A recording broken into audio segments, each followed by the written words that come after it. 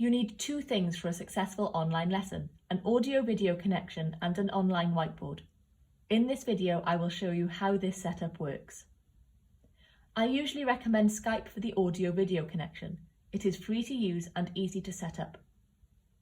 I start each session by sending a link to our lesson whiteboard or document. These are also free to use and easy to set up. This is an example of a geography whiteboard with revision materials, tasks and exam past papers for us to work through. The student and I can both work and type on this in real time. Sometimes we will work on a shared text document instead, like this one from an English lesson. This is an especially good option for older students who want help with essay-based subjects.